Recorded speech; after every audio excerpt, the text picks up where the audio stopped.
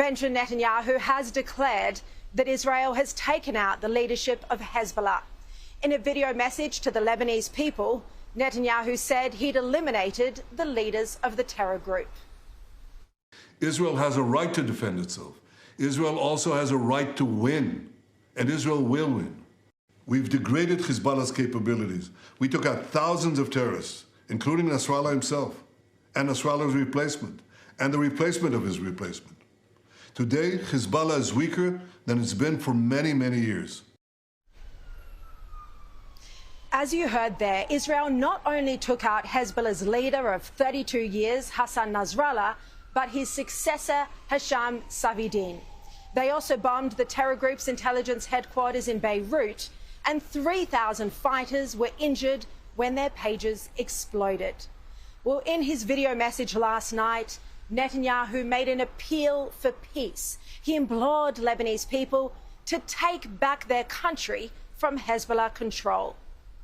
Don't let these terrorists destroy your future any more than they've already done. Stand up and take your country back. You have an opportunity that hasn't existed in decades. An opportunity to take care of the future of your children and grandchildren. You have an opportunity to save Lebanon before it falls into the abyss of a long war that will lead to destruction and suffering like we see in Gaza. It doesn't have to be that way. Each of you can take a step for your future, even a small step. You can make a difference. I say to you, the people of Lebanon, free your country from Hezbollah so that this war can end. Free your country from Hezbollah so that your country could prosper again, so that future generations of Lebanese and Israeli children will know neither war nor bloodshed, but will finally live together in peace. Israel has no quarrel with Lebanon, only with Hezbollah and its backer, Iran.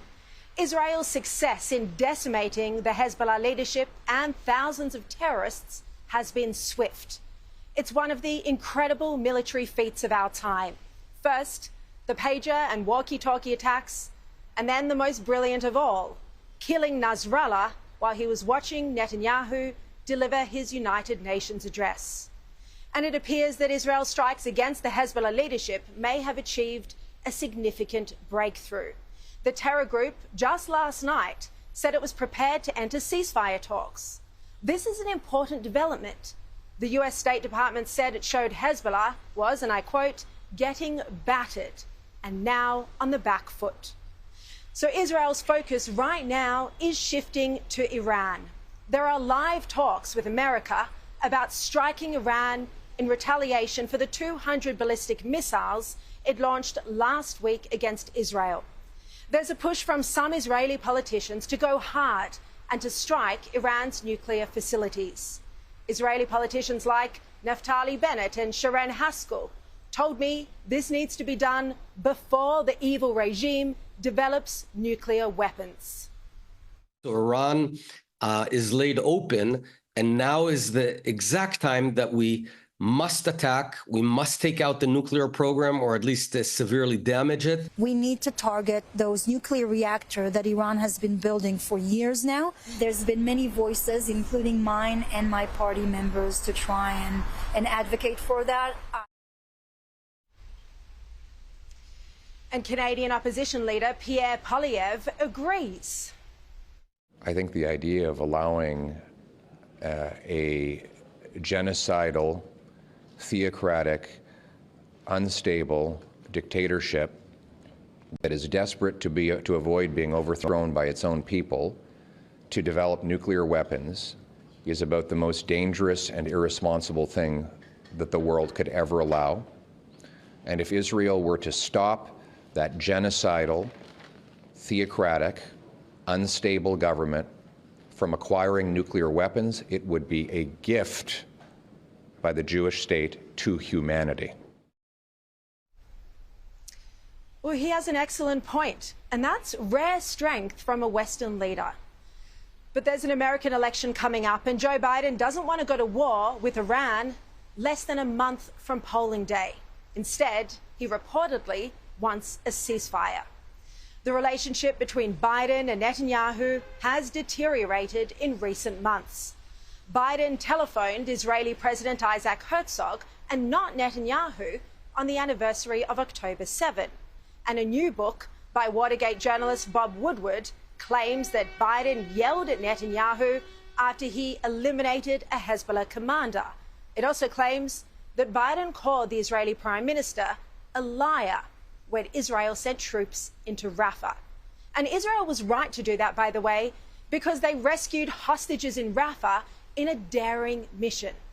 But Biden has been more worried about American politics than bringing home the hostages, even though some of them are US citizens, or fighting off terrorists. And in Australia, Albanese is even worse.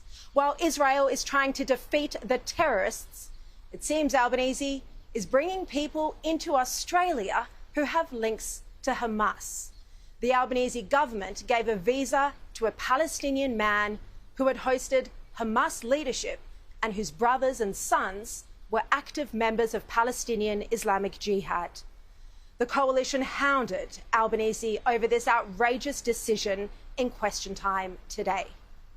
In 2019, al-Hassani reportedly hosted a summit of terror organisation leaders, which he opened by stating they must, quote, I quote, confront the occupation by all possible means. Prime Minister, has the visa of this individual been cancelled? Have any of the tourist visas granted to those coming from the terrorist-controlled Gaza war zone since October 7, 2023 been cancelled? Prime Minister, does supporting Hamas pass the character test for an Australian visa? You can hardly get a more serious issue, but the Prime Minister didn't bother to answer. He just handed over to Tony Burke. The process for all of these visas for people who've come from Palestine has been exactly the same for every one of them. If at any point our security agencies gave advice to the government that a visa should be cancelled, then the government, of course, would take seriously that advice. Security agencies never stop collecting information. The Prime Minister is now under pressure to cancel this visa. But Tony Burke has already made it clear he wouldn't send anyone back to Gaza. Well, perhaps these Muppets should have thought about this before they issued nearly 3,000 visas to Palestinians without proper security checks. They're just not that bright in the Albanese government. Well, being here in Israel during this war, visiting the sites of bloody massacres, seeing the safe rooms riddled with bullet holes, I tell you, it makes me feel even more angry that the Albanese government has put us all at risk by issuing these 3,000 visas with inadequate vetting. This is a government making dangerous and reckless decisions. Decisions that are disastrous for social cohesion by deliberately bringing people to our country who may hate Jews and Westerners, who may support a genocidal, murderous regime. And if there are any Hamas supporters among the cohort they've brought to Australia, well, this could endanger all of our lives. Our children deserve better. Australia deserves better.